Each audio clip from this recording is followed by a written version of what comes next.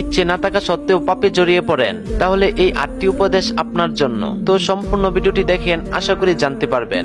1 number, নিজের দুর্বলতা চিহ্নিত করুন। কোন সময়, কোন পরিবেশ, কোন অভ্যাসে আপনি অনিচ্ছা সত্ত্বেও পাপে জড়িয়ে পড়েন, এগুলো চিহ্নিত করুন, কারণ সমস্যার শিকড় ধরতে পারলে সমাধান সহজ হয়। 2 নাম্বার, পরিবেশ বদলান। একাকিত্ব, অবাধে ফোন ব্যবহার, ক্ষতিকর কন্টেন্ট, এগুলো পাপের দরজা খুলে দেয়, তাই পরিবেশ বদলানো খুব জরুরি। 3 নাম্বার, ছোট্ট কিন্তু নিয়মিত আমল করুন। সব একসাথে ধরতে যাবেন না, প্রতিদিন 5 মিনিট কুরআন পড়ুন, দিনে অন্তত 100 বার আস্তাগফিরুল্লাহ পড়ুন। চেষ্টা করুন 5 ওয়াক্ত সালাত জামাতের সাথে আদায় করতে। 4 নাম্বার, পাপের সাথে সাথে তওবা করুন। পাপ হয়ে গেলে ভাববেন না সব শেষ, সঙ্গে সঙ্গে বলুন আস্তাগফিরুল্লাহ। বারবার তওবা করাই বান্দার কাজ, কবুল করা আল্লাহর কাজ। 5 নাম্বার, বিকল্প কাজ রাখুন। খালি সময় শয়তানের মূল সুযোগ। পাপের সময় যে কাজটা করবেন তার জায়গায় অন্য কিছু রাখুন, হাঁটা, বই পড়া বা কাউকে কল করা ও ওযু করা। 6 নাম্বার, একা না লড়ে কাউকে যুক্ত করুন। বিশ্বাসযোগ্য একজন আলেম বা বন্ধু রাখুন, যাতে বলতে পারবেন আমি লড়ছি,